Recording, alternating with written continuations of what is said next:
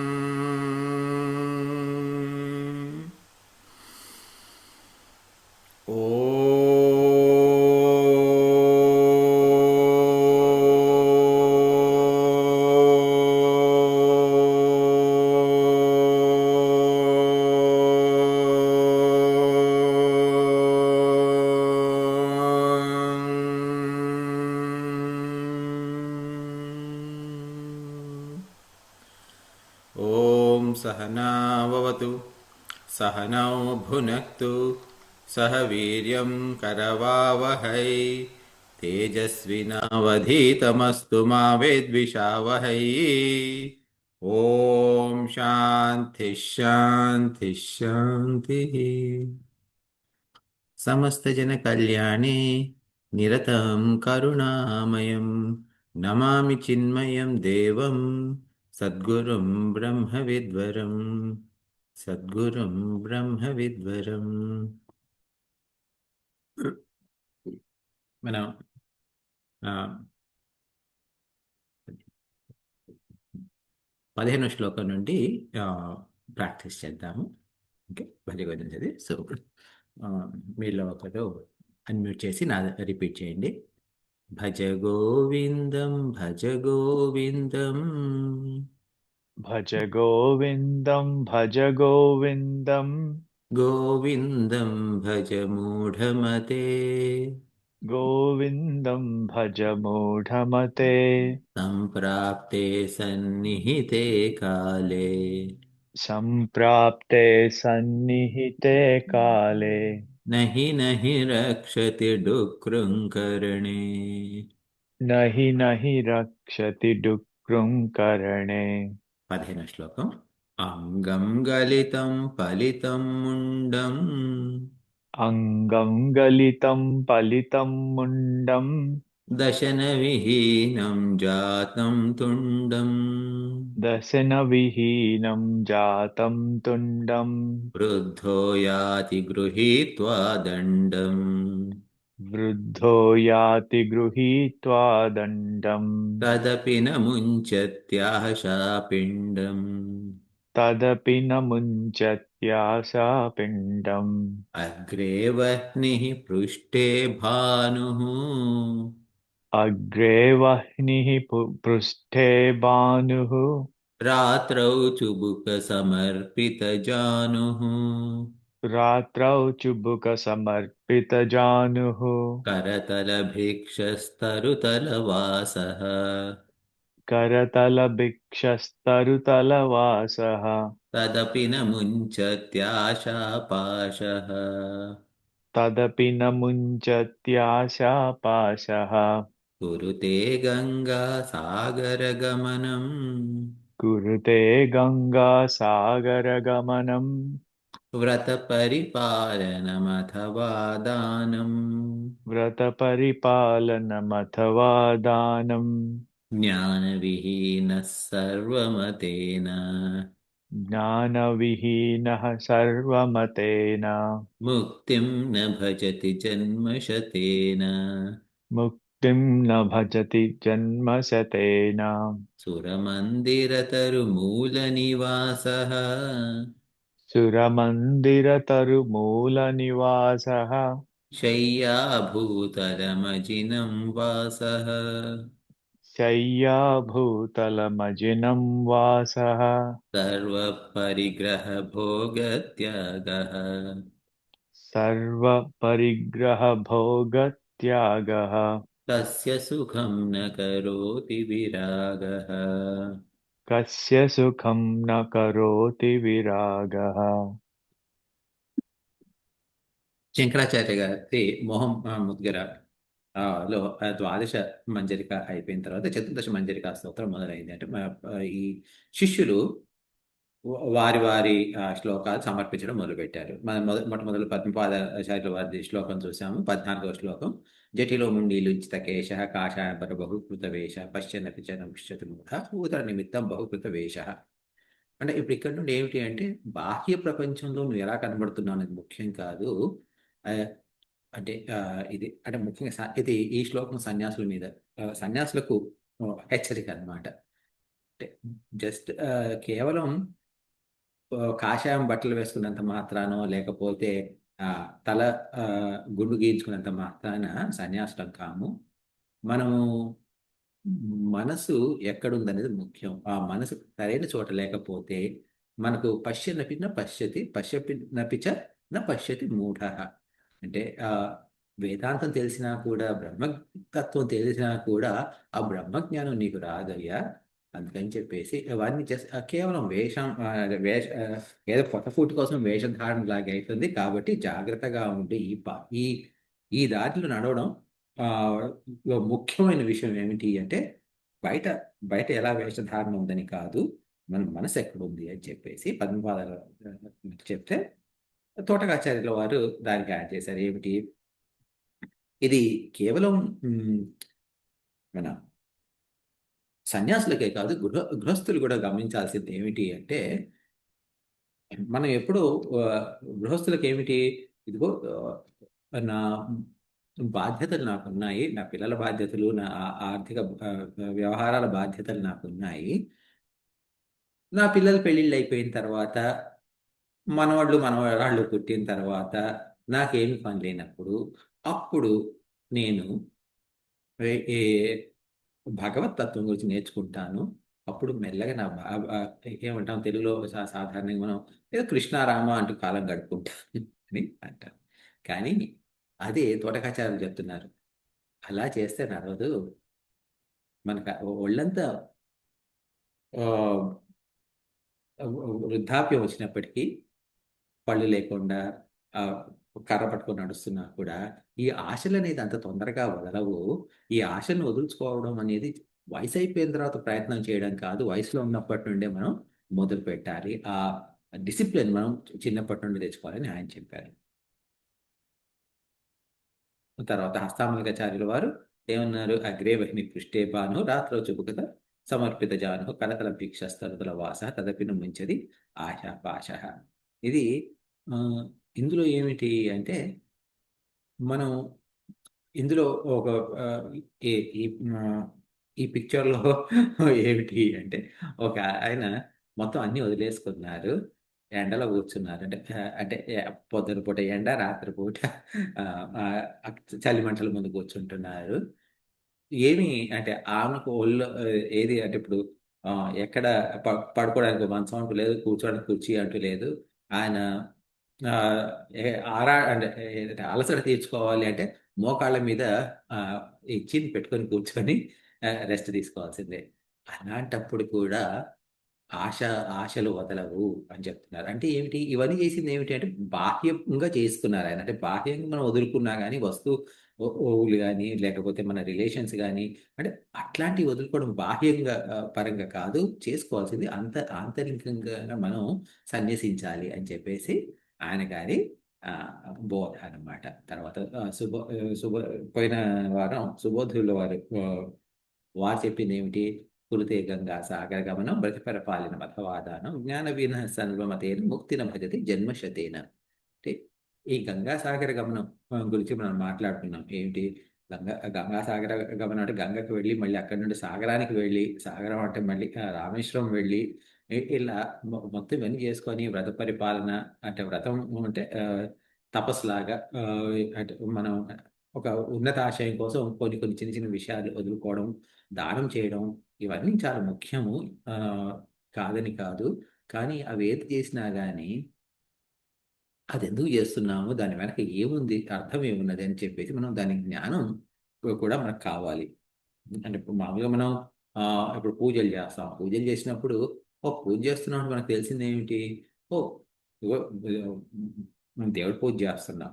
ఆ, ఆ, పూజారి గారు ఫోన్ చేశాను అనుకోండి. చేసి ఇలా ఆ, వచ్చే నెలలో మా ఇంట్లో పూజ చేసుకున్నాం. ఎందుకండి అంటే ఏం లేదండి, కొంచెం ఇంట్లో అంత సుఖశాంతిగా ఉండడానికి అని చెప్పేసి పూజ చేసుకుందాం అనుకుంటున్నాం.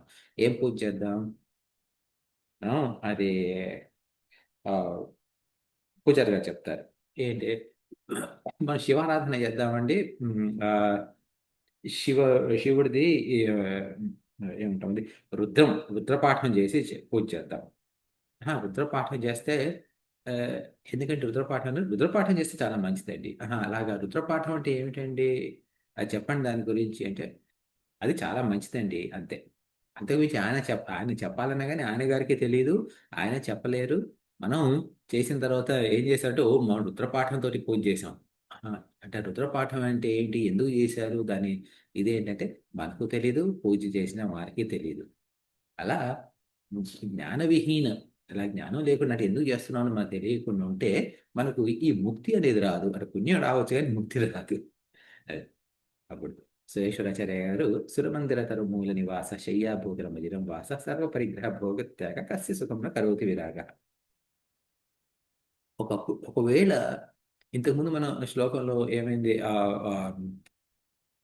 హస్తామలకి చార్యులు వారు ఏం చెప్పారు అంటే, వీపు మీద ఎండపడి ముందు అగ్ని ఉండి ఇలా ఏమి అంటే చేతిలో భిక్ష పాత్ర తప్ప ఏమీ లేదు, అయినా కానీ ఆశలు పొదలవాలి అని చెప్తే ఈయన ఏం చెప్తున్నారంటే, ఒకవేళ మనలో ఆ ఆ భావన వచ్చింది అనుకోండి, ఆ భగవంతుని గురించి ఆలోచించాలి, నాకు భగవత్ తత్వం గురించి తెలుసుకోవాలి, ఆ భగవంతుడి తత్వం తెలుసుకున్న తర్వాత ఆ భగవత్ తత్వంలో లీనమయ్యాను అనుకున్నప్పుడు ఆయన ఎక్కడున్నా కానీ ఏమి లేకపోయినా కానీ పర్వాలేదు. ఒక గుడిలో ఆ, ఆ చెట్టు కింద కూర్చొని ఆ ఆ చెట్టు కింద పడుకుంటున్నారు. ఇప్పుడు గుడిలో చెట్టు కింద గుడి ముందు చెట్టు కింద పడుకుంటే ఆ, పోలీసులు ఊరుకోరు, గుడి దేవస్థానం వాళ్ళు ఊరుకోరు, గవర్నమెంట్ ఊరుకోదు, లేచి వెళ్ళమని ఎలగొడతారు ఈ మధ్య కాలంలో. అయినా వాళ్ళకి అదేమి పట్టింపు లేదు, ఎక్కడున్నాము ఎక్కడ లేమని చెప్పేసి ఇది లేదు. అలాంటప్పుడు ఏంటంటే ఏ భోగం ఉంది, ఏం లేదు అనేది అవసరమే లేదు. వారు వారు ఉన్నంత సుఖంగా ఎవరూ ఉండరు అని చెప్పేసి సురేశ్వరాచార్యుల వారు చెప్తున్నారు. అంటే ఏమిటి తేడా, ఏమిటి అంటే మనసులో భక్తి జ్ఞానము ఉన్నాయన్నమాట. మనసు ఎప్పుడు ఆ భక్తి జ్ఞానాల మీద ఉంది, దృష్టి అంతా ఆ భక్తి జ్ఞానాల మీద ఉన్నప్పుడు ఇది మనకు బయట ఎలా ఉన్నా కానీ, బయట ప్రపంచం ఎన్ని ఇబ్బందులు పెట్టినా కానీ మనకు ఏమీ ఆ, ఇబ్బంది ఉండదు. మనం ఇక్కడ చదువుకున్నాము. ఈరోజు 19వ శ్లోకం చదువుకున్నాం. ఇది ఈ శ్లోకం 19వ శ్లోకం నిత్యానందుల వారైన ఇంకొక శంకరాచార్య వారి శిష్యుల్లో నిత్యానంద స్వామి ఆయన గారు ఈ శ్లోకం రచించారు. ఆ, ఇది అంటే శ్లోకాల పదాలన్నీ చాలా తేలిక కాబట్టి మనం డైరెక్ట్గా చదివేయచ్చు. మీరు ఒకరు అన్మ్యూట్ చేసి రిపీట్ చేయండి.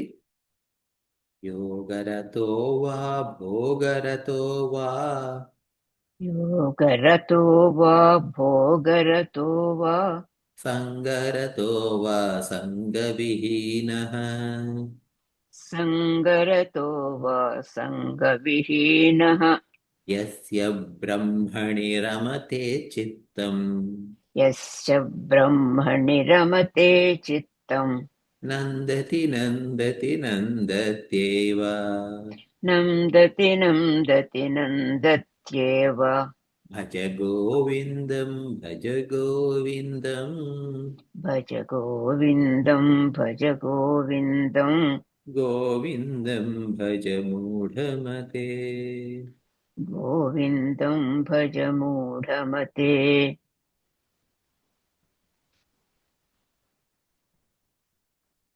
రతి అంటే మన సుఖంతో కానీ సంతోషంతో కానీ కలయికను రతి అంటాం. ఆ కలయికను రతి అని అంటాం. ఇప్పుడు మనం భోజనం చేస్తూ ఆనందపడుతున్నాం అనుకోండి, ఆ భోజనంలో వచ్చే ఆనందంతో మన మనసు కలిసిందనమాట. అంటే ఆ భోజన ఆనందంలో మనం నిమగ్నం అయ్యాం. అది రతి అంటాం. మీరు ఇక్కడ యోగరతి, భోగరతి, సంగరతి అని ఉన్నారు కదా, అది ఈ యోగ. అంటే కొందరికి అంటే అంటే ఒకరికి యోగంలో యోగరతి అంటే ఏమిటి? వారి మనసు యోగంలో కలిసి ఉందన్నమాట. అంటే వారి మనసంతా యోగం మీద ఉంది. యోగం ఏమి యోగం అంటే ఏది మనకు ఏమంటాను, ఆ, గజవాహన యోగం లేకపోతే అశ్వవాహన యోగము, గృహయోగము అలా అని చెప్పేసి మనకు ఈ జాతకంలో వాటిలో ఉంటుంది. అంటే ఏ- ఏ- ఈ జాతకం చెప్పడం వాటిల్లో అలాంటి యోగం కాదు. ఇక్కడ యోగం అంటే భగవత్ యోగం. భగవంతుడితోటి యోగం అంటే ఏంటంటే మనసు భగవంతుడి మీద ఉన్నప్పుడు ఇది యోగం అనేది ఏంటి? మన తక్కువ వస్తువు ఉన్నత వస్తువుతో కలయిక యోగం అని అంటాం అనమాట. తక్కువ వస్తువు ఏమిటి? ఉన్నతమైన వస్తువు ఏమిటి? తక్కువ వస్తువు లేక చిన్న వస్తువు అనేది మన ఆత్మ, అంటే మన అహంకారం. ఆత్మ కాదు, మన అహంకారం. ఈ అహంకారం ఎప్పుడైతే ఉన్నతమైన వస్తువు అంటే బ్రహ్మన్, పరబ్రహ్మ స్వరూపంలో తో కలిసి ఉంటుందో, ఆ కలయిక ఉంటుందో అది యోగం. యోగరతి అంటే ఆ మనసు ఆ యోగంలో ఆనందాన్ని అనుభవిస్తూ ఉంది. భోగరతి, భోగరతి అంటే అర్థం కదా, భోజనం చేసేటప్పుడే ఆనందం రావచ్చు. అలా మనం రకరకాల భోగాలు అనుభవిస్తూ ఉంటాం రోజంతా. ఆ భోగరతి అంటే ఇప్పుడు అది ఆనందం అనుభవించేటప్పుడు మన మనసు ఆ ఆనందంలో సంతోషంగా ఉండొచ్చు. సినిమా చూస్తూ ఆనందపడవచ్చు, టీవీ చూస్తూ ఆనందపడవచ్చు, వీడియో గేమ్ ఆడుకుంటూ ఆనందపడవచ్చు, ఉద్యోగంలో ఏదో ఎవరో అంటే భాషని చెప్పారు అందుకని చెప్పి మనం ఆనందపడవచ్చు. ఏదైనా కారణం కావచ్చు. అది భోగరతి. యోగరతోవా అంటే యోగరతియే కానివ్వండి, భోగరతో అంటే భోగరతియే కానివ్వండి, సంగరతోవా సంఘ సంఘము అంటే ఏమిటి ఇక్కడ? ఉమ్, ఆ, సంఘం అంటే కలయిక. కానీ ఇక్కడ సంఘము అంటే ఫ్రెండ్స్తో కానీ అంటే మన సమాజంలో సంఘం అంటామే, మన చుట్టుపక్కల సంఘం సమాజంని ఆ, వారితో కలయికే కానివ్వండి. సంఘరతోవా సంఘవిహీన. సంఘవిహీన అంటే ఎవరు లేకపోయి ఉండొచ్చు, మేము ఒక్కళ్ళే ఉండొచ్చు కూడా. యస్య ఎక్కడైతే బ్రహ్మణి రమతే చిత్తం. చిత్తం చిత్తం అంటే మన మనసు బ్రహ్మణి రమతే అంటే పరబ్రహ్మ స్వరూపంలో ఎప్పుడైతే అది అలా తిరుగుతూ ఉందో అప్పుడు నందతి ఆనందం, నందతి ఆనందం, నందతి ఏవ ఆనందం, ఆనందం, ఆనందం మాత్రమే ఉంది అని చెప్పేసి ఈయన అంటున్నారు. ఇంతకుముందు శ్లోకంలో ఏం చూసాము? సురమందిర తరు మూల నివాస శయ్యా భూతల ముచినం వాస సర్వ పరిగ్రహ భోగ త్యాగ కస్య సుఖం కరోతి విరాగ అన్నాం కదా. అంటే బయట కండిషన్ ఎలా ఉన్నా ఈ లోపల కండిషన్ ఎలా ఉంది అది మనలో మార్పు తీసుకొస్తుంది అనమాట. ఇది ఏమిటి అంటే ఒక అంటే ఒక ఉన్నతమైన స్థాయిలో ఒక జీవన్ముక్త పురుషుడు. జీవన్ముక్త పురుషుడు అంటే జీవన్ముక్త పురుషుడే కాదు, జీవన్ముక్త మహానుభావం. పురుషులే కానివ్వండి, స్త్రీయే కానివ్వండి. జీవన్ముక్తం అంటే జీవించి ఉండగానే ముక్తి లభించింది అన్నమాట. జీవించి ఉండగానే ముక్తి లభించడం అంటే ఏమిటి అంటే ఆ జీవిలో నేను ఈ మనిషిని, నేను ఈ శరీరాన్ని అనే ఆ అహంకారం పూర్తిగా తొలగిపోయింది. ఆ ఆ వ్యక్తికి ఆ శరీరంకిను ఆ శరీరం బయట దానికి మధ్య తేడా ఏమీ కనబట్టలేదు. ఆ ఆ మనసు భగవంతుడితో కలిసిపోవడం వల్ల ప్రతి ఒక్క ప్రపంచం మొత్తం తన శరీరంతో కలుపుకొని మొత్తం బ్రహ్మతత్వం మొత్తం పరమాత్ముడిలాగే కనబడతా ఉంది. అలా ఉన్నప్పుడు ఏమవుతుంది అంటే వారికి ఎలాంటి దోషాలు అంటవు, ఎలాంటి పుణ్యము అంటదు, పాపము అంటదు. వాళ్ళు పుణ్యం చేయడానికి కుదరదు, పాపం చేయడానికి కూడా కుదరదు. ఎందుకంటే వారు ఏది తమకు కన్నా విరుద్ధంగా ఉన్నట్టుగా అనుకోరు. అంటే అన్నీ వారిలాగే భావిస్తారు. ఇప్పుడు ఏమవుతుందండి, ఇప్పుడు నాలాంటి వాళ్ళు మనలాంటి వాళ్ళు ఉన్నారనుకోండి, ఇది నేను, అది నేను కాదు, వారు నేను కాదు, వీరు నా వాళ్ళు, వాళ్ళు నా వాళ్ళు కాదు. ఇలా నేను నా వాళ్ళు అంటే నేను అనడం అహం, నాది అనుకోవడం మమ. అహం మమ ఈ రెండు ఉంటాయన్నమాట. మనకు ఉన్నప్పుడు అంటే అహం మమ ఉన్నప్పుడు ఏమవుతుంది, నేను కానిది నాది కానిది కూడా ఉంది. అహం మమ త్వం తవ, నువ్వు నీ యొక్క, ఇవి నావి అవి నీవి. అలాంటప్పుడు ఏమవుతుంది, నాది నీది అని తేడా వచ్చినప్పుడు ఏమవుతుంది, ఏదైతే నాది కాదో అది నా దానికి చేసుకోవాలి. ఉద్యోగం చేసేది అందుకే, షాప్కి వెళ్ళినా అందుకే. ఏమిటి, ఆ కూరగాయలు షాప్ వాడి మన డబ్బులు కడితే అవి మనమైనాయి. అందులో ఏమైంది, మనం డబ్బులు కట్టినప్పుడు మన డబ్బులు షాపు వాడి. అంటే ఏదో ఇస్తున్నాం, ఏదో పుచ్చుకుంటున్నాము, అంటే ఏదో ఒకటి తీసుకుంటే ఒకటి ఇవ్వాల్సి వస్తుంది ఇట్లా. కానీ మన ఉద్దేశం ఏమిటి, నేను బాగా సంపాదించాలి, బాగా సంపాదించి బాగా ఇది కావాలి. అంటే ఏమిటి, బాగా సంపాదించాలంటే ఏమిటి, నాది అనేది ఎక్కువ అయిపోతూ ఉండాలి. ఇది నేను నా అనేది. ఇది నేను నా అనేది ఎందుకు వచ్చిందంటే, ఈ శరీరం నేను అనే మనలో ఒక భావన ఉంది. వేదాంతం ఏం చెప్తుందంటే, ఈ శరీరం నేను అనే భావన తప్పయ్యా, నువ్వు ఈ శరీరం కాదు, ఈ శరీరానికి అతీతము, ఈ శరీరం ఇక్కడ ఉంది అంతే. కానీ నీకు భగవంతుడికి మధ్య ఏమీ తేడా లేదు, నీకు ప్రపంచానికి మధ్య ఏమీ తేడా లేదు, నువ్వే ప్రపంచం, ప్రపంచమే నువ్వు, మొత్తం ఒకటి అని చెప్పేసి. ఇప్పుడు ఇది నేను అన్నాను కదా, నేను అన్నప్పుడు ఏమవుతుంది అంటే, ఈ శరీరం మొత్తం నాదైనప్పుడు ఈ శరీరాన్ని నేను హర్ట్ అంటే ఇబ్బంది పెట్టుకోలేను. అంటే ఇప్పుడు ఎడం చెయ్యి ఉంది, కుడి చెయ్యి ఉంది. ఎడం చెయ్యి తక్కువ కాదు, కుడి చెయ్యి ఎక్కువ కాదు, నాకు రెండు చేతులు సమానమే. ఎడమ కన్ను కుడి కన్ను రెండు కళ్ళు సమానమే. ఎడమ చెవి రెండు చెవులు సమానమే. ఇలా నాకు నా శరీరం మొత్తం మీద నాకు ప్రేమ ఉంది, ప్రేమ మొత్తం. అలాగే ఇప్పుడు ఒక అంగం ఏదైనా ఇబ్బంది పెడుతుంది అనుకోండి, అంటే డాక్టర్ చెప్పారు, అయ్యా నీకు ఈ వేలు పాడైంది, ఓకే, ఈ వేలు పాడైంది, ఈ వేలులో ఏదో అంటే ఒక రోగం సోకింది, ఇప్పుడు ఆ వేలు తీసేయకపోతే మొత్తం శరీరానికే నష్టం. అప్పుడు ఏమవుతుంది, ఈ శరీరాన్ని మొత్తం నేను ప్రేమిస్తున్నాను, ఈ వేలును కూడా ప్రేమిస్తున్నాను, కానీ ఈ వేలు సరిగ్గా లేదు మూలంగా ఈ వేలు మిగతా శరీరాన్ని నష్టం చేస్తుంది, కాబట్టి ఈ వేలు నేను తీయించేసుకుంటాను. అది ఎందుకు, ఈ వేలు మీద ప్రేమతోటి శరీరం మీద ప్రేమతోటి. అంటే ఇప్పుడు ఈ వేలు మీద తక్కువ కాదు, ఇది ఎక్కువ అని కాదు, మొత్తం అంతటా సమానంగానే చూస్తున్నాం. ఆ వేలును తీసేయడంలో కూడా ఆ వేలు మీద ప్రేమతోటే తీసేస్తున్నాం.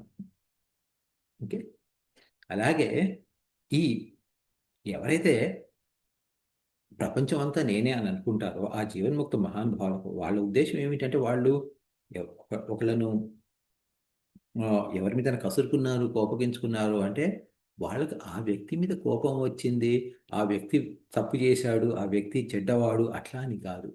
ఆ తప్పు వల్ల అంటే దానివల్ల ఆ ఎఫెక్ట్ వేరే చోట ఉంది, దాని మినిమం తగ్గించుకొని ఈ ఈ వ్యక్తిని సరైన దారిలో పెట్టాలి అని చెప్పేసి తిట్టడం కానీ లేకపోతే శిక్షించడం కానీ ఉంటుందన్నమాట. ఇది ఆ జీవన్ముక్తులు చేసేది. వాళ్ళకి ఏమిటి, మొత్తం నాది, నేను నాది, నీవు నీది అనే తేడాలనేది లేదు. ఇది జీవన్ముక్తుడు. ఇది ఇప్పుడు అలాంటప్పుడు ఏమవుతుంది అంటే, ఒకసారి జీవన్ముక్తి అవస్థ వచ్చింది అనుకోండి, అంటే ఆ జీవన్ముక్తి అనేది ఎలా వచ్చింది, నేను భగవంతుడు ఒకటే, మొత్తం భగవంతుడే. అంటే కొందరికి ఏంటంటే నేను భగవంతుడు ఒకటే అంటే అబ్బో ఎంత అహంకారం అని అనుకోవచ్చు. ఎంతో అహంకారం ఉంది. నువ్వు దేవుడితో సమానంగా నువ్వు ఎలా ఫీల్ అవుతున్నావు అని చెప్పేసి. ఓకే. సో, దీన్ని ఇంకో రకంగా చూడొచ్చు. ఏంటి అంటే ఈ ప్రపంచం మొత్తం భగవంతుడే ఉన్నాడు. ఈ ప్రపంచం మొత్తం భగవంతుడే ఉన్నప్పుడు ఈ ఇల్లు ఆ భగవంతుడే.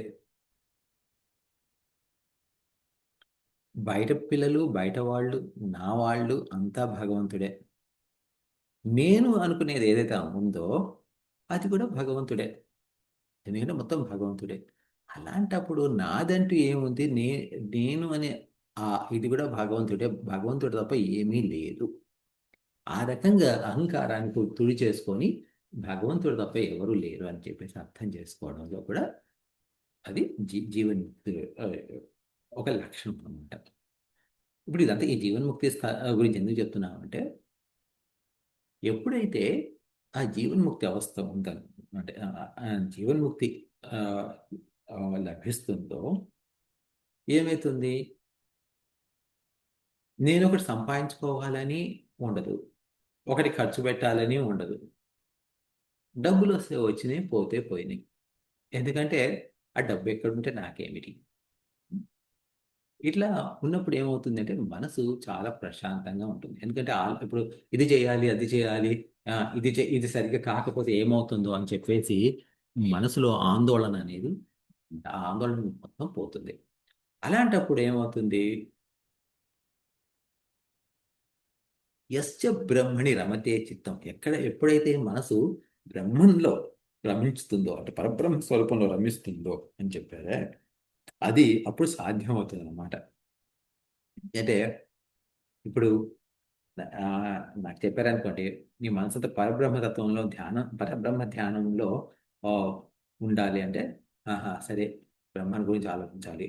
పరబ్రహ్మ స్వరూపం నేనే, పరబ్రహ్మ స్వరూపం పరబ్రహ్మ స్వరూపమే నేనే అహం బ్రహ్మాస్మి అని అనుకుంటున్నాను. సరే, అవును, నేను అన్నం తినాలి, మళ్ళీ అన్నం చల్లారిపోతుంది. ఓ అది పిల్లలు భోజనం చేశారో లేదో, అహం బ్రహ్మాస్మి, నేను పరబ్రహ్మ స్వరూపం. నేను అది రేపు ఉదయం కొంచెం తొందరగా లేవాలి, అలారం పెట్టుకోవాలి, నేను పరబ్రహ్మ స్వరూపం. ఇలా ఏమవుతుందంటే ప్రతి క్షణం వేరే ఆలోచనలు, వేరే ఆ, ఆ, ఇవి వచ్చి మన మనసును డిస్టర్బ్ చేస్తాయి. ఒకసారి నేను జీవన్ముక్తుడిని అన్న అర్థమైనప్పుడు ఏమవుతుంది అంటే ఆ వేరే ఆలోచనలు వచ్చి ఇబ్బంది పెట్టవు. అలాంటప్పుడు నేను ఎక్కడున్నా కానీ ఎలాంటి నాలో ఆ అంటే మనసు మాత్రం ఆ పరబ్రహ్మ స్వరూపంలోనే కలిసిపోయింది. అలాంటప్పుడు యోగరతోవా అంటే నేను పొద్దున పూజ చేసుకునేటప్పుడు మాత్రమే నేను ఆనందంగా ఉన్నాను, వేరే టైంలో నా మనసు బాగాలేదు, అట్లాంటిది అంటూ ఏమీ లేదు. భోగరతోవా, భోజనం అంటే అది భోజనమే కానివ్వండి, ఏదో ఏదో సుఖభోగాల్లో మునిగిపోయి ఉన్నాను, అయినా కూడా మనసు మాత్రం బ్రహ్మస్వరూపంలోనే ఉంది. మనుషులు వచ్చారు, వాళ్ళతో మాట్లాడుతున్నాను, స- వాళ్ళతో మాట్లాడుతున్నప్పుడు కూడా నా మనసు బ్రహ్మస్వరూపం పరబ్రహ్మతత్వంలోనే మునిగి ఉంది. ఎవరూ లేరు, ఓకే, ఒక్కడనే ఉన్నాను, అయినా కానీ ఈ మనసు పరబ్రహ్మతత్వ స్వరూపంలోనే ఆ, గురించి ఆలోచిస్తూ ఉంది. అలాంటప్పుడు ఏమిటి అంటే నందతి నందతి నందతి ఏవ. ఈ పరబ్రహ్మ స్వరూపం ఆనంద స్వరూపం. అలాంటప్పుడు ఏమవుతుంది? ఆనందమే ఆనందం, ఆనందం తప్ప ఇంకోటి ఉండదు. ఓకే, ఈ ఆనందం అంటే ఏదో సంతోషంతో ఎగిరి గంతులేస్తారని కాదు. ఈ ఆనందం అంటే ఏమిటి? మనలో 3 రకాల గుణాలు ఉంటాయి: సత్వము, రజసు, తమస్సు. ఈ తమో గుణము, రజోగుణం, తమో గుణం ఏమిటి అంటే మనలో ఉన్న చెడు అంతా తీసుకొస్తుంది. లేకపోతే నిద్ర. తమో గుణం యొక్క లక్షణాలు ఏమిటి? నిద్ర, ఆలస్యము, ప్రమాదము అని చెప్పేసి భగవద్గీత చెప్తుంది. నిద్ర, ఆలస్య, ప్రమాదం. ప్రమాదం అంటే ఏమిటి అంటే సరిగ్గా ఆలోచించ శక్తి లేకపోవడం వల్ల తప్పులు చేయడం ప్రమాదం. ఆలస్యము అంటే ఏది ఉండదు, అంటే అంతే చేస్తే అయితే అయింది, లేకపోతే లేదు, నాకెందుకులే అని చెప్పేసి అది ఇదేమిటి అంటే ఇది నాకేముంది, నాకేం వస్తుంది అని చెప్పేసి ఒక అదొక నిర్లిప్తత అనమాట. అది జ్ఞానం కాదు అక్కడ. ఏ, ఇప్పుడు నేను చేయనులే అని చెప్పేసి అక్కడ అది ఏమంటాం, అది లేజినెస్. అదే ఇది అది ఆలసత్వం. ఆ, తర్వాత నిద్ర. నిద్ర అంటే ఏమిటి అంటే నిద్రపోవడం అని కాదు, ఒళ్ళు కాల్చకపోవడం. ఇక్కడి నుండి అక్కడ వరకు పోవాలా, ఎక్కడ ఎందుకు పోవడం, ఎందుకు వచ్చినప్పుడే వస్తుంది. అది అంత బద్ధకం అన్నమాట. ఆ బద్ధకం, నిద్ర, ఆలస్యం, ప్రమాదం, ఇదంతా తమస్సు. ఈ తమస్సులో ఏమవుతుంది అంటే ఆ కోరికలు ఉంటాయి, కానీ కోరికలు తీర్చుకోవడానికి ఆ ఒళ్ళు వంగదు. అది తమస్సు. ఆ రజస్సు ఏం చేస్తుంది, మనసును ఉక్కిరి బిక్కిరి చేస్తుంది. పద పద పద, అది చేద్దాం, ఇది చేద్దాం, ఇది చేద్దాం, ఎందుకంటే నాకు ఆ, ఇది కావాలి, అది కావాలి అని చెప్పేసి ఒక్క క్షణం కూర్చొని. అది రజస్సు. ఈ తమస్సు, ఈ సత్వం ఏం చేస్తుంది, జ్ఞానం మీద ఉంటుంది. అంటే సత్వం అంటే జ్ఞానము, సత్వం అంటే పూర్తి సరైన విచారణ, ఇవన్నీ ఉండడం సత్వం. సో ఈ రజస్సు తమస్సు రెండు పోయినప్పుడు ఏమవుతుందంటే మనసు ఆనంద తో ఆ, నిండి ఉంటుంది అనమాట. ఈ ఆనందాన్ని వీళ్ళు అనుభవిస్తారు. అది ఈ శ్లోకం యొక్క అర్థం. యోగరతో వా భోగరతో వా సంగరతో వా సంగవిహీన యస్య బ్రహ్మణి రమతే చిత్తం నందతి నందతి నందతి ఏవ. ఇది అనుకున్నాం కదా, మన ఆ, నిత్యానంద గారు రాశారనమాట. ఇప్పుడు ఈ తర్వాత శ్లోకం ఆనందగిరి గారు రాశారు. ఆనందగిరి గారు ఇప్పుడు మామూలుగా శంకరాచార్య వారు ఎన్నో అంటే 18 10 ఉపనిషత్తుల మీద, తర్వాత భగవద్గీత మీద ఆయన భాష్యం రాశారు. రాస్తే ఆ భాష్యం మీద ఆనందగిరి గారు టీకా అని రాశారు. టీకా అంటే భగవద్గీత అర్థం ఏమిటని చెప్పేసి ఈయన రాస్తే, ఈయన రాసిన వాటిలో ఏదైనా అర్థం కాకపోతే దాన్ని ఇంకా కొంచెం ఎక్కువ వివరణ ఈ ఆనందగిరి గారు ఇచ్చి ఈ అన్ని ఉపనిషత్తులకు తర్వాత భాష్యానికి ఈయన ఆనందగిరి గారు టీకా రాశారనమాట. ఆయన ఆయన గొప్ప శిష్యులలో ఒకరు. సురేశ్వరాచార్య గారు ఒకరు. అంటే అంటే శంకరాచార్య వారికి ఎంతో మంది శిష్యులు ఉన్నారు. అందులో ప్రథమంగా 4-5 పేర్లు చెప్తారు. సురేశ్వరాచార్య వారు, ఆనందగిరి గారు, తోటకాచార్యుల వారు, పద్మపాదుడు, తర్వాత హస్తామలకాచార్యులు.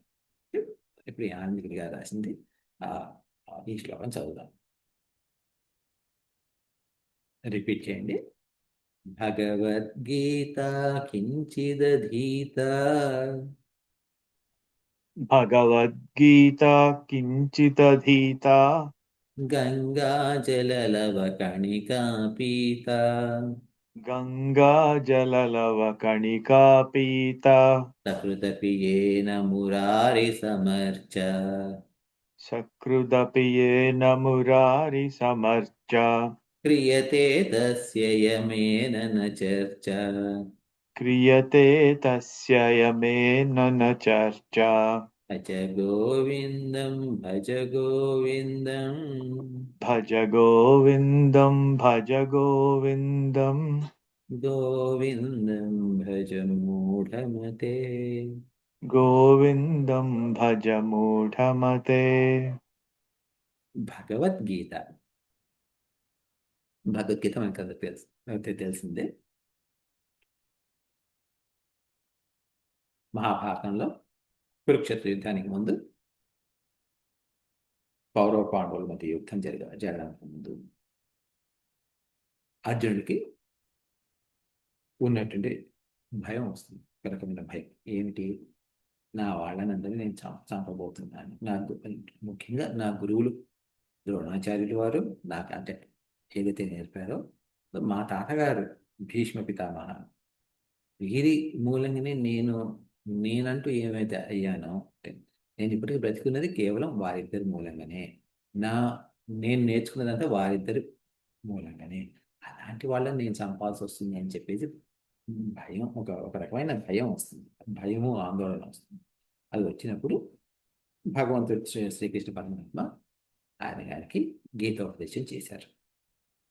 ఇప్పుడు ఈ భగవద్గీత కించిత్ అంటే కొంచెం కొంచెం కించిత్ కించిత్ అంటే కొంచెం అధీత అధీత అంటే చదువుకున్నారు, కొంచెం చాలా చదువుకున్నారు. ఓకే, ఇదొకటి భగవద్గీత కించితీత. ఒకటి గంగా జలం. గంగా అంటే గంగా నది, గంగా జలం అంటే గంగా నది నీళ్లు. లవ, ఓకే, కణిక. కణిక అంటే కొంచెమే, అంటే ఒక చుక్క. గంగా జల లవ కణిక అంటే గంగా జలం బొట్టు, ఒక బొట్టు. పీత, పీత అంటే తాగడం. ఓకే, గంగా జల లవ కణిక పీత.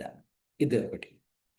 భగవతి కొంచెం చదివినా కానీ గంగా జల లవ కణిక పీత కొంచెం, ఆ, ఈ గంగలో నీళ్లు కొంచెం తాగినా కానీ సకృదపి ఏన సకృత్ అపి. ఓకే, కానీ ఒకసారైనా సకృత్ అంటే సకృత్ అంటే చేయడం. ఏనా అంటే ఒకసారైనా చేయడం. ఏమిటి? మురారి. మురారి అంటే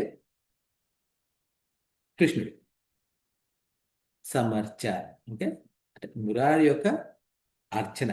ఓకే, ఒక్కసారైనా నేను కృష్ణుడు పూజ చేస్తే కానీ, అంటే కృష్ణుడి పేరు తీసుకుంటే క్రియతే తస్య యమేన న చర్చ. క్రియతే అంటే చేయడం. ఏం చేయడం అయ్యా అంటే తస్య ఇతను ఏం చేయడం? యం యమేన యముడితోటి. చర్చ, చర్చ అంటే డిస్కషన్. న చర్చ, ఆయనతోటి, ఆయనకు యముడితోటి మాట్లాడే అవసరమే లేదు. అంటే ఏమిటి? ఎవరైనా ఒకసారి కొంచెం భగవద్గీత కొంచెం చదువుకున్నా, లేక ఒక చుక్క గంగాజలం నీళ్ళు తాగినా, లేకపోతే ఒకసారి కృష్ణుడి పూజ చేసుకున్నా, వారికి యముడితో చర్చించాల్సిన అవసరం లేదు. అంటే ఏమిటి యముడితో చర్చ? అది ఏంటనే చూద్దాం. ఫస్ట్ క్రియతే యమేన న చర్చ. యముడితో చర్చించాల్సిన అవసరం లేదు. ఏమిటి అంటే యముడు మృత్యు, మృత్యువుతో చర్చించాల్సిన అవసరం లేదంటే మృత్యువును కలవాల్సిన అవసరం లేదు. మృత్యువును కలవాల్సిన అవసరం లేదు అంటే మృత్యుంజయత్వం ఉంది. మృత్యుంజయత్వం అంటే అమరుడు అయిపోతావు. ఏం చేస్తే అమరుడు అవుతావు? భగవద్గీత కొంచెం చదివినా, లేకపోతే కొంచెం ఒక చుక్క గంగా నీళ్లు తాగినా కానీ, లేకపోతే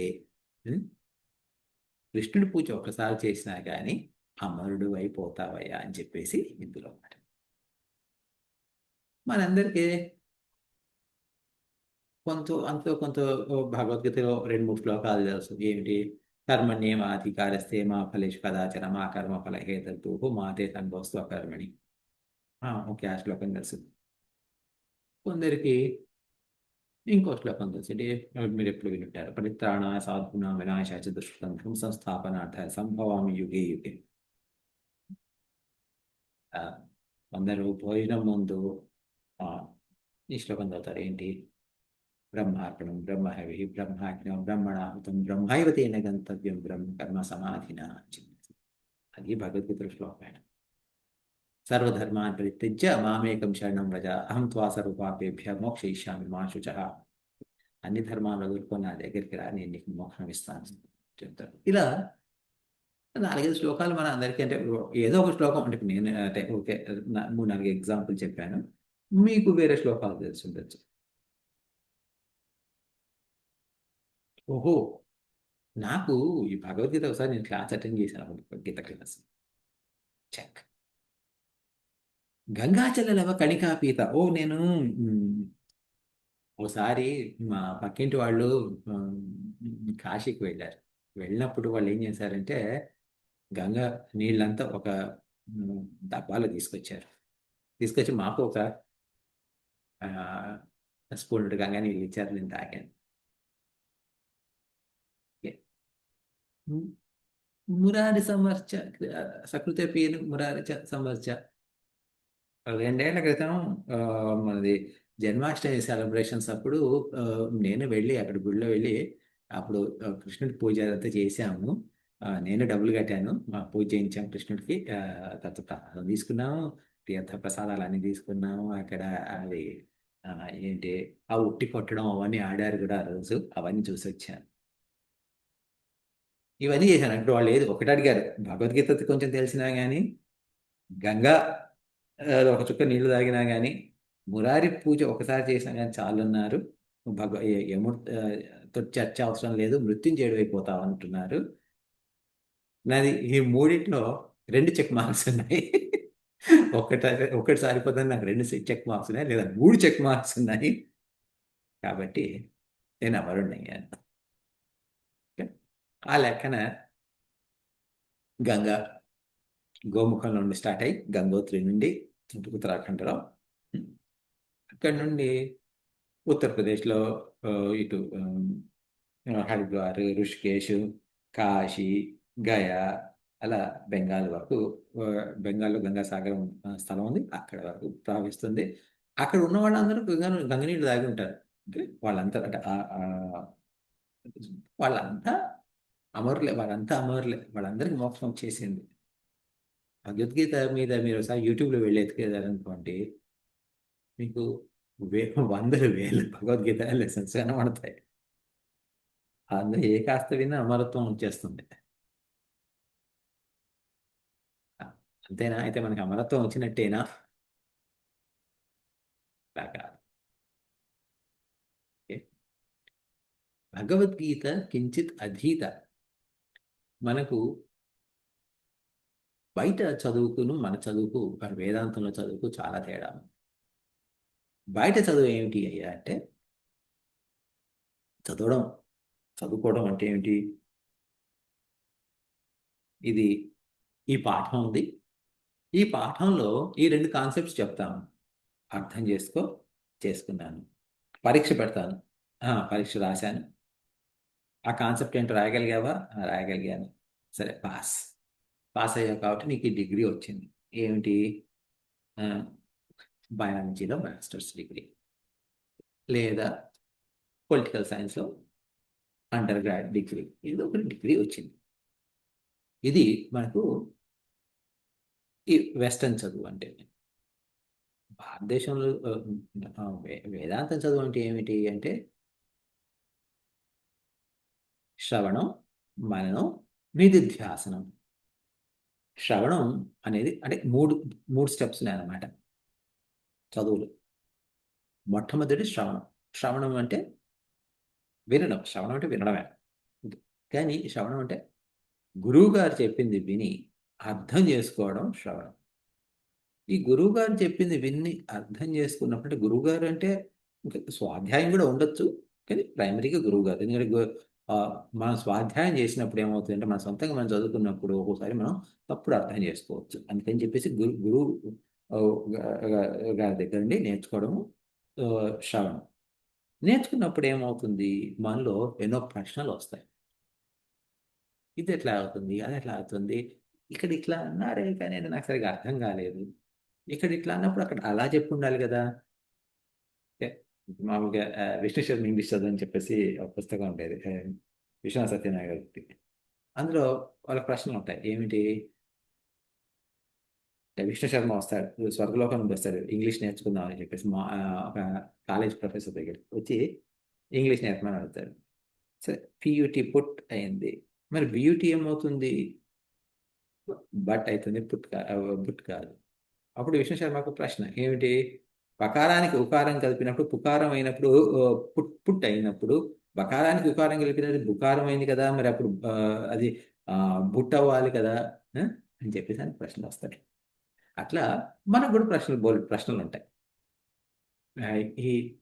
ఈ ప్రశ్నలు వాటి అన్నిటికీ సరైన సమాధానం దొరకాలి. అది కొన్నిసార్లు గురువు గారి ద్వారా దొరకవచ్చు, కొన్ని ప్రశ్నలకు జవాబులు మనకే ఆలోచించగా క్రమంగా అర్థమవుతుంది. ఇది మననం.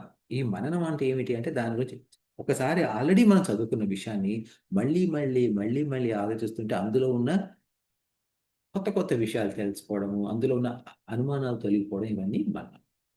శ్రవణం, మననం. ఇంగ్లీష్ చదువు అంటే మన వెస్టర్న్ చదువే కానీ ఏదైనా కానివ్వండి, ఈ రెండింటితోటి ఆగిపోతుంది, శ్రవణ మననంలోనే ఆగిపోతుంది. వేదాంతంలో ఉన్న చదువు మాత్రం మూడో స్టెప్ తప్పనిసరి కావాలి. ఏమిటది? నిధిధ్యాసనం. నిధిధ్యాసనం అంటే ఈ చదువును అంటే మామూలుగా తెలుగు భాషలో సింపుల్గా చెప్పాలంటే వంట పట్టడం. ఈ చదువు వంట పట్టాలి. చదువు వంట పట్టడం అంటే ఏమిటి అంటే ఏదైతే పాఠం నేర్చుకున్నామో ఆ పాఠాన్ని మనం గ్రహించి ఆ పాఠం మనం అది మనలో కలిసిపోవాలి. ఆ పాఠం కలిసిపోయి ఆ పాఠాన్ని మనం జీవించాలి. వేదం చెప్తుంది, తైత్తరీయ ఉపనిషత్తు ఏం చెప్తుంది? సత్యం వద అని చెప్పింది. సత్యం వద అంటే నిజం చెప్పు అని. అంటే దాంట్లో ఇంకా ఇంకా చాలా అర్థం చాలా ఎక్కువగా ఉంది. మనం ఇప్పుడు సింపుల్ ఎగ్జాంపుల్ తీసుకున్నాం. ఓకే, నిజం చెప్పు. నిజం చెప్తే మంచిది. నిజం ఇది. ఓకే, అది శ్రవణం అయిపోయింది. దాని గురించి ఆలోచించారు. నిజం చెప్తే మంచిది అది అని. కానీ అప్పటి నుండి ఇక మనం నిజమే చెప్పాలి, అబద్ధం చెప్పకూడదు. అప్పుడు ఎప్పుడైతే మనం ఆ సత్యం వద అన్న ఆ ఇన్స్ట్రక్షన్ని మనం జీవితాంతం పాటించినప్పుడు అది ఆ సత్యం వద అనేది మనకు అర్థమైనట్టు లెక్క. అది చదివినట్టు లెక్క. అది మనం పాటించలేదు అనుకోండి, అది చదివినట్టు లెక్కే కాదు. ఓకే, అది మన భారతీయ విద్య. ముఖ్యంగా ఈ అంటే వేదాంతం లాంటి విద్య అలాంటిదన్నమాట. అలాంటప్పుడు ఏంటి? భగవద్గీత కించిత గీత అంటే భగవద్గీత కొంచెమైనా పాటించాలి. భగవద్గీత ఏం చెప్తుంది? కర్మయోగం చెప్తుంది, భక్తి యోగం గురించి చూపిస్తుంది, జ్ఞానయోగం గురించి చూపిస్తుంది. మీరు కర్మయోగం చేసుకోండి. భగవద్గీతలో 18 అధ్యాయాలు ఉన్నాయి. ప్రతి అధ్యాయానికి ఒక యోగం అని పేరు ఉంది. మొదటిది అర్జున విషాద యోగం, రెండోది సాంఖ్య యోగం, మూడోది కర్మయోగం, నాలుగవది ఆ, ఆ, కర్మ కర్మ సన్యాస యోగం. అలా ప్రతి చివరికి 18 మోక్ష సన్యాస యోగం. ఇలా ప్రతి ప్రతి చాప్టర్ అంటే మొదటి అధ్యాయం తప్ప మిగతా అన్ని అధ్యాయాలలో ఏదో ఒక నాలెడ్జ్ ఉందన్నమాట. ఆ నాలెడ్జ్ మనం పూర్తి వంట పట్టుకొని ఆ నాలెడ్జ్ మనం ఇంప్లిమెంట్ చేసుకున్నాం అనుకున్నట్టు అది దాని ప్రకారం మనం జీవిస్తే అప్పుడు యముడితోటి చర్చ అనేది ఉండదు, అమరత్వం లభిస్తుంది. ఎందుకంటే భగవద్గీత ప్రతి అధ్యాయంలోనూ ఎంతో గొప్పతనం ఉంది. అది పాటిస్తే మనకు యముడితోటి చర్చించే అవసరం లేదు. అది భగవద్గీత కించిత్ అధీత. యముడితో చర్చ అనేది ఇప్పుడు మామూలుగా మనం యముడు అంటే మృత్యు. యమం యమరాజు అంటాం. యమ అంటే ఏమిటంటే మామూలుగా మనకు మీరు ఈ యమ అనే పేరు ఇంకో చోట కూడా వినుంటారు. ఏమిటి? యమ నియమాలని. యమము నియమము. సో యమ నియమాలు ఎక్కడ వస్తాయి ఆ పేర్లు అంటే అష్టాంగ యోగంలో వస్తాయి. అంటే 8 రకాల యోగాలు. ఏది? పతంజలి అష్టాంగ యోగం ప్రకారం యమం, నియమం, ఆసనము, తర్వాత యమ, నియమ, ఆసనం, ఆసనం తర్వాత ఆసనం ప్రతి గుర్తురాదు. ప్రాణాయామం, ప్రత్యాహారము, ధ్యానము, ప్రాణం, ప్రత్యాహారం, తర్వాత ధారణ, ధ్యానము, సమాధి. 8. అయితే అందులో యమం అంటే ఏమిటంటే డిసిప్లిన్ అనమాట. డిసిప్లిన్. నియమం కూడా డిసిప్లిన్. ఒకటి బాహ్యంగా ఉన్న డిసిప్లిన్, ఒకటి ఆంతరిక డిసిప్లిన్. అలా ఆ యమం అంటే డిసిప్లిన్. యమరాజు అంటే ఏమిటి అంటే ఆ డిసిప్లిన్కు రాజు. అంటే ఏమిటి? మనకు మన శాస్త్రంలో విధి నిషేధాలంటూ ఉన్నాయి. విధి అంటే చేయవలసిన విషయాలు, నిషేధం అంటే చేయకూడని విషయాలు. మన జీవితం ఈ శాస్త్రోక్తంగా విధులు నిర్వహిస్తూ నిషేధాలను నిషేధించుకుంటూ పోతూ జీవించాలి. అలా జరిగినప్పుడు మనకు యముడితోటి సంబంధం ఉండదు. అలా జరగలేదనుకోండి, అప్పుడు యమరాజుతోటి మనం చర్చించాలన్నమాట. అది యముడు. ఈ భగవద్గీత కొంచెం చదువుకున్నా కానీ అప్పుడు ఏమవుతుంది? మన మనసు తేలిక అవుతుంది. తేలికపడి నెమ్మదిగా మనలో ఉన్న చెడు గుణాలన్నీ పోతాయి. దుర్గుణాలు మాసిపోయిన తర్వాత సరైన దారిలో నడుస్తూ మోక్షానికి దారితీస్తుందన్నమాట. ఇది భగవద్గీత కించిదధీత. గంగాజల లవ కణికాభూత. మరి ఒక చుక్క నీళ్లు తాగితే గంగా నీళ్లు తాగితే ఏమిటి? ఓకే, దాంతో ఏమిటి గొప్పతనము అంటే, గంగ అంటే ఏమిటి అనేది మనం అర్థం చేసుకోవాలి. మన పురాణాల్లో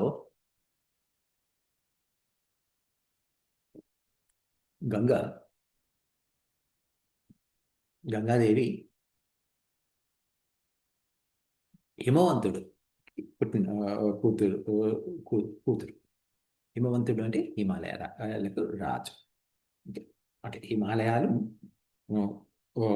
అన్ని హిమాలయాల్లో ఉన్న కొండలన్నిటి కలుపుకొని ఆ పర్వతాలన్నిటికీ మనం దాన్ని గనక ఒక వ్యక్తిగా భావిస్తే ఆ వ్యక్తి ఎవరైతే ఉన్నారో అది హిమవంతుడు.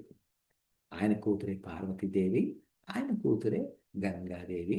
అలా మన భారతదేశంలో ప్రవహించే హిమాలయాల్లో నుండి వచ్చే నదులన్నీ కూడా ఆయన కూతుర్లే. అట్లా గంగా నది కూడా అలాగే. ఒకరోజు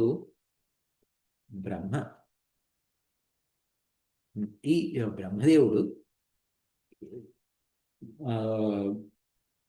ఈ హిమవంతుడు కలుసుకున్నారనమాట. మాట్లాడుతున్నప్పుడు ఈ పాప చిన్నపిల్ల గంగ చాలా అల్లరి పిల్ల. ఏం చేసింది? ఆడుకుంటూ వెళ్ళి బ్రహ్మ అంటే ఇక్కడ పరబ్రహ్మ స్వరూపం కాదు, ఇక్కడ బ్రహ్మదేవుడు కమండలంలోకి వెళ్ళి దాక్కుంటే ఏమైంది? బ్రహ్మదేవుడు దాన్ని మూసేసుకొని ఆయన బ్రహ్మలోకానికి వెళ్ళిపోయారు. అప్పుడు ఆ అమ్మాయి అక్కడ ఆ కమండలంలో ఉండిపోయింది. ఒకరోజు ఆ కమండలంలో నీళ్లతోటి బ్రహ్మదేవుడు విష్ణుమూర్తి కాళ్ళు కడిగారు. విష్ణుమూర్తి కాళ్ళు కడిగితే ఏమైంది? ఆ గంగాదేవి ఆ విష్ణుమూర్తి కాళ్ళను అంటుకోవడం వల్ల జ్ఞానం వచ్చింది గంగకు. ఆ నీళ్లు, ఆ కడిగిన నీళ్లు ఆకాశంలోనే ఉండిపోయాయి, ఆ లోకంలో ఉండిపోయాయి, కిందికి రాలేదు. అప్పుడు ఆ గంగ ఆకాశ గంగ అయింది. తర్వాత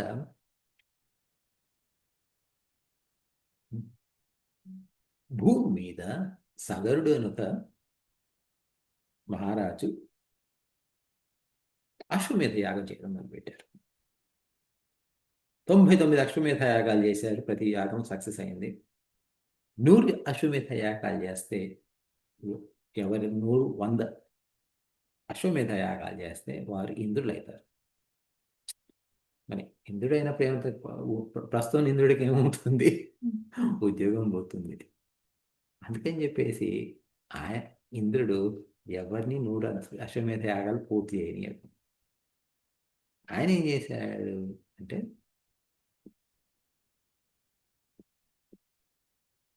ఈ అశ్వమేధంలో ఉన్న ఆ గుర్రాన్ని తీసుకెళ్లి దాచిపెట్టాడు. ఎక్కడ దాచిపెట్టాడు? సముద్రం లోపల దాచిపెట్టాడు.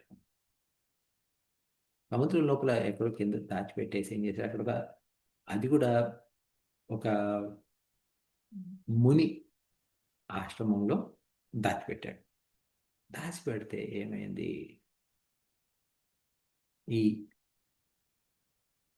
మహారాజు ఇది చేయాలి, పూజ చేయాలి, అశ్వమేధ యాగం చేయాలి. ఆ గుర్రం లేదు. గుర్రం లేకపోతే నడవదు. అదే గుర్రం కావాలి, వేరే గుర్రం మార్చడానికి లేదు. అందుకని చెప్పేసి తనకు 1000 మంది కొడుకులు ఉన్నారు. 1000 మంది కొడుకులను పంపించాడు, వెతకండి అయ్యా అని. వీళ్ళు వెతకడానికి వెళ్ళి ఆ గుర్రం కనబడింది. ఆ గుర్రం ఈ ముని ఆశ్రమంలో ఉంది, ముని ముందు ఉంది. ఈ ముని దొంగతనం చేశాడని చెప్పేసి వీళ్ళు వెళ్ళి ఆ మునిని తిట్టడం మొదలుపెట్టారు. ఆ ముని కళ్ళు తెరిస్తే ఆ కోపం, ఆ కళ్ళ నుండి కోపం మూలంగా ఆ 1000 మంది కొడుకులు దహనం అయిపోయారు అక్కడే. అయిపోయిన తర్వాత అక్కడికి ఆ సంఘటన గడిచిపోయింది. వారికి గతులు లభించలేదు. గతులు లభించలేదంటే వాటిలో వాళ్ళకంటే అది ఆ, ఓ ఓ మనిషి పోయిన తర్వాత కర్మకాండ అవన్నీ చేయాలి కదా, అవేవి కుదరలేదు. కుదరకపోతే ఆ వంశంలో ఉండే ఓ- ఒక తర్వాత అంటే ఆ తర్వాత ము- అంటే అంటాను, ఆ తర్వాత అంటే ఆ యాన్సెస్ట్రీలో తర్వాత పుట్టిన ఒక బాబు అనుకున్నాడు ఏమిటి, నేను నా పూర్వజులకి ముక్తి లభించేటట్టు చేయాలి. ముక్తి వాళ్ళకి ఎలా ముక్తి లభిస్తుంది అని చెప్పేసి కనుక్కుంటే వాళ్ళు ఏం చెప్పారంటే గంగ వచ్చి అక్కడ గంగ వాళ్ళ ఆ స్- వాళ్ళ ఈ బూడిద కదా, వాళ్ళ మీద గంగ కనుక వస్తే వాళ్ళకు మోక్షం లభిస్తుంది అని.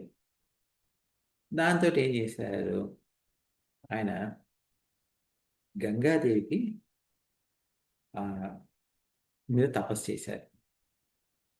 గంగాదేవి ప్రత్యక్షమైంది. అమ్మ, నువ్వు ఆ, నాకు సహాయం చేయాలి. ఏంటి, ఇలా నువ్వు భూమి మీదకి రావాలి అని చెప్పి అడిగాడు. ఆయన నా వేగం చాలా ఎక్కువ, అందుకని చెప్పేసి నువ్వు నన్ను పిలిచినంత మాత్రాన నేను వస్తే భూమి తట్టుకోలేదు నా వేగానికి. ఓహో అలాగ మరి నన్ను ఏం చేయమంటావమ్మా అని అడిగారు. ఈయన ఈ రాజు పేరు ఈ ఎవరైతే ప్రార్థిస్తున్నారో గంగా ఆయన పేరు భాగీరథ ఋషి, ఆ, రాజు అన్నమాట. భగీరథుడు అడిగాడు, అయ్యా అమ్మ నేను ఏం చేయాలి అంటే, నా వేగాన్ని కంట్రోల్ చేయగలిగేది కేవలం శివుడు మాత్రమే. అందుకని చెప్పేసి నువ్వు శివుడి గురించి తపస్సు చేయి నాయన అని చెప్పి నా మాయ.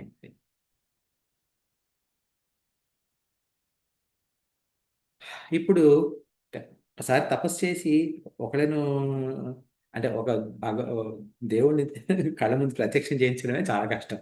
ఇప్పుడు శివుడి గురించి తపస్సు చేయాల్సి వచ్చింది. సరే కానీ మళ్ళీ శివుడి గురించి తపస్సు చేశారు. శివుడు ప్రత్యక్షమయ్యాడు. ఏ నాయన ఏం కావాలి, స్వామి ఇలా నాకు గంగ కావాలి, గంగ రావాలంటేనేమో ఆ ఒత్తిడికి ఇదవుతుంది అంటున్నారు. అందుకని చెప్పేసి గంగ మీరొక్కరే నిలబలుపుతారన్నారు. అందుకని చెప్పేసి నాకు మీరు సహాయం చేయాలి. సహాయం చేస్తాను, మంచిది, సరే గంగని రాని అని చెప్పి సాయనమయ్యాను చెప్పారు. ఈయన మళ్ళీ గంగ కోసం పూజ చేశారు. మళ్ళీ గంగాదేవి ప్రత్యక్షమైంది. ఏం కావాలయ్యా, నేను శివుడితో మాట్లాడానమ్మా, నువ్వు రా, ఆయన ఇది చేస్తాడు, ఓకే ఆయన నిన్ను కంట్రోల్ చేయగలుగుతాడు అంటే, సరే మంచిదని చెప్పేసి ఆవిడ తరంగాలుగా అట్లా ఆ, అలా ఆడడం మొదలుపెట్టింది. వస్తుంటే ఏం చేశారు, ఆ వేగం వస్తుంటే ఏం చేశారు, శివుడు ఆ ఆ గంగని మొత్తం తల్లో ఇలా కట్టేశారు జటాజటాల మధ్య. భాగీరథుడు చూస్తున్నాడు, గంగ రావట్లేదు. ఎందుకు, శివుడు మొత్తం గంగని మొత్తం కట్టేశారు అక్కడ. మళ్ళీ ఆయన శివుడి కోసం పూజ చేశారు. మళ్ళీ శివుడు ప్రత్యక్ష, ఏం కావాలయ్యా, మహాప్రభు మీరు గంగ మొత్తం తీసుకున్నారు, తల్ల పెట్టుకున్నారు, కొంచెం గంగని కొంచెం విడవండి అని. సరే సరే మంచిది అని చెప్పేసి ఆయన ఏం చేశారు, కొంచెం ఊడదీశారు జుట్టుని, కొంచెం ఇలా ఓపెన్ చేశారు. రావడంతో ఏంటంటే ఆ గంగ ఇలా ఉధృతంగా రాకుండా ఒక చిన్న ధారగా రావడం మొదలుపెట్టింది. మరి గంగాదేవి మొదటి నుండి అల్లరి పిల్ల అనుకున్నాను కదా, ఆవిడ ఏం చేసింది, వస్తూ అలా దూకుతూ సంతోషంగా వస్తూ అక్కడ జహ్ను అని ఒక ఋషి ఉంది. ఆ ఋషి ఆశ్రమంలో అల్లరి చేయడం మొదలుపెట్టింది. ఆయన ఏం చేశారు, ఈ ఈ అమ్మాయి నన్ను డిస్టర్బ్ చేస్తుందని చెప్పేసి ఆ నీళ్ళని తాగేశారు, గంగని తాగేశారు. మళ్ళీ భగీరథుడు చూస్తున్నాడు, నీళ్ళు లేవు, గంగ లేదు, ఏమైందయ్యా అని అనుకుంటే వెళ్ళి ఆ ఋషి ఆ, ఇలా తాగేశారని విన్నారు. మళ్ళీ ఆ ఋషి దగ్గరికి వెళ్ళి ప్రార్థిస్తే సరే అని చెప్పేసి ఆయన చెవులో నుండి వదిలారు ఆ గంగను. అప్పుడు ఆ గంగ ఆ వెళ్ళి సముద్రంలో వెళ్ళి కలిసి ఆ 1000 మంది ఆ, పిల్లల మీద ఆ, ఆ రాజుగారి కొడుకుల మీద వెళ్ళి ఆ నీళ్ళు కలవడం వల్ల వాళ్ళందరికీ ముక్తి లభించింది అనమాట. ఇది గంగ యొక్క కథ.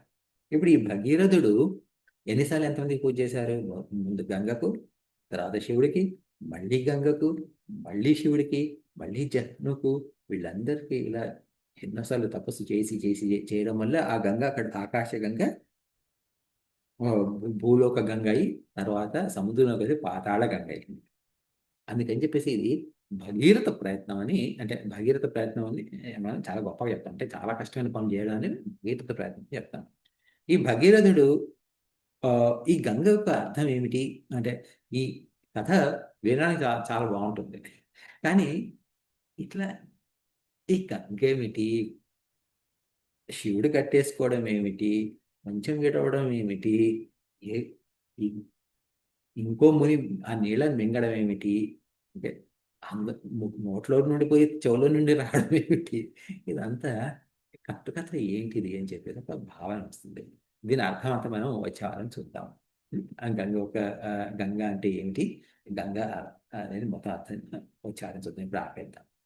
ఆ, మనం అదే ముగించే ముందు ఏమైనా ప్రశ్నలు ఏమైనా ఉన్నాయా? Yeah, all good. సో,